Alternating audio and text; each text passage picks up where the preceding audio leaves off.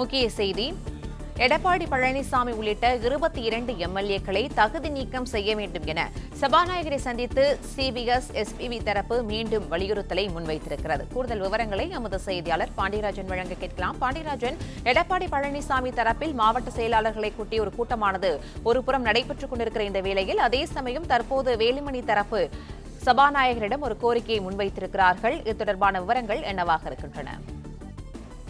அதிமுகவை பொறுத்தவரைக்கும் அதில் உள்ள 47 எம்எல்ஏக்களில் 2 குழுக்களாக பிரிந்திருக்கிறார்கள். பொதுச் செயலாளர் எடப்பாடி பழனிசாமி தலைமையில 22 எம்எல்ஏக்கள் இருக்கிறார்கள். அதே போல எஸ்பி வேலுமணி தரப்பில இருந்து 25 எம்எல்ஏக்கள் இருக்கிறார்கள். இருவரும் மாறி மாறி அவர்களுடைய ஆதரவு நிலைப்பாட்டை சட்டப்பேரவையில் தெரிவித்திருக்கிறார்கள்.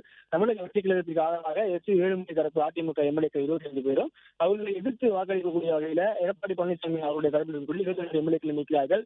இருவரும் தனித்தனியே அவருடைய தரப்பில் இருந்து சட்டமன்ற குழு தலைவர் மற்றும் கொறடாவை நியமித்து சபாநாயகர் அவருடைய மனுக்களை கொடுத்திருந்தார்கள். கிட்டத்தட்ட 4 நாட்களாக அவர்கள் மாறி மாறி சபாநாயகரை சந்தித்து அவர்களுடைய பக்கத்தில் இருக்கக்கூடிய கருத்துக்களை பதிவு, அதன் அடிப்படையில் எங்கள் தரப்பிற்கு தான் சட்டமன்ற குழு தலைவரை தர வேண்டும், கொறடாவை நியமிக்க வேண்டும் என்கின்ற வகையிலே வலியுறுத்தி வருகின்றனர். இந்நிலையில் விஜயபாஸ்கர், சி.வி. சண்முகம் மற்றும் காமராஜ் ஆகிய 3 எம்எல்ஏக்கள் சபாநாயகருடன் ஒரு 20 நிமிடங்களுக்கு மேலாக ஒரு சந்திப்பில் ஈடுபட்டிருக்கிறார்கள். குறிப்பாக இன்று ஒரு பக்கம் எடப்பாடி பழனிசாமி தரப்பில் மாவட்ட செயலாளர்கள் கூட்டம் என்பது நடைபெற்றிருக்கிறது. இந்த தமிழக வெற்றிக் கழகத்தில் 25 எம்எல்ஏக்களுடைய மாவட்ட செயலாளர்களுடைய பொறுப்பு என்பது சரிக்கப்பட்டிருக்கிறது. அதே சமயத்தில் அவருடைய கட்சியினுடைய உயர் பொறுப்பில் இருந்த விஜயபாஸ்கர், சி.வி. சண்முகம் ஆகியோருடைய பொறுப்புகளும் பறிக்கப்பட்டிருக்கிறது. இந்நிலையில் அவர்கள் இப்போது பதவியிலுமே கிடையாது. அதிமுகவை பொறுத்த வரைக்கும் அவர்கள் அதிமுக உறுப்பினராக இருக்கிறார்கள், சட்டமன்ற உறுப்பினராக இருக்கிறார்கள்.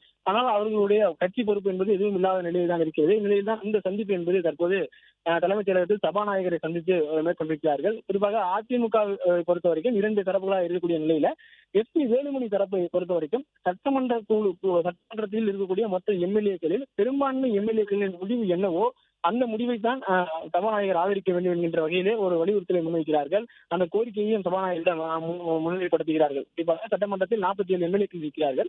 அதில் 25 எம்எல்ஏக்கள் எஸ்பி வேலுமணி அவர்களை சட்டமன்ற குழு தலைவராக நியமிக்க வேண்டும், விஜயபாஸ்கர் அவர்களை கொறடாவாக நியமிக்க வேண்டும் என்கின்ற ஒரு கோரிக்கையை முன்வைத்திருக்கிறோம். சட்டமன்றத்திற்குள் இருக்கக்கூடிய எம்எல்ஏக்களினுடைய மொத்த எண்ணிக்கையில் பெரும்பான்மை ஆதரவு தங்களுக்கு தான் இருக்கிறது.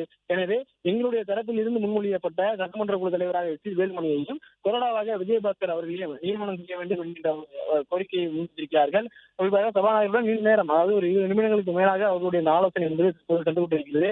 ஒரு பக்கம் எடப்பாடி பழனிசாமி தரப்பை பொறுத்த வரைக்கும் அவர்கள் மாவட்ட செயலாளர்களை அழைத்து அவர்களுடன் ஒரு ஆலோசனையில் ஈடுபட்டிருக்கிறார்.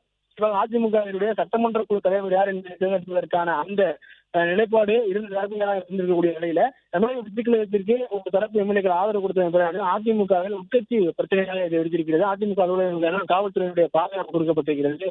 இந்நிலையில் எடப்பாடி பழனிசாமி அவர்கள் புதிதாக 17 மாவட்ட செயலாளர்களை நியமனம் செய்திருந்தார். ஒரு சில மாவட்டங்களுக்கு சேர்த்து பொறுப்பு மாவட்ட செயலாளர்களையும் அவர் நியமனம் செய்திருந்தார். தற்போது அவர்களையும் சந்தித்து ஒரு ஆலோசனை ஏற்படுத்திக்கிறார். இந்த நிலையில் தான் எஸ்பி வேலுமணி தரப்பில் இருக்கக்கூடிய சி.வி. சண்முகம், விஜயபாஸ்கர், காமராஜ் ஆகிய 3 எம்எல்ஏக்கள் சபாநாயகரை சந்தித்து ஆலோசனையில் ஈடுபட்டு வருகின்றனர். பிளே ஸ்டோர் மற்றும் ஆப் ஸ்டோரில் இருந்து பாலிமர் செயலியை QR கோடு மூலம் பதிவிறக்கம் செய்யுங்கள். செய்திகளை உடனுக்குடன் பெறுங்கள்.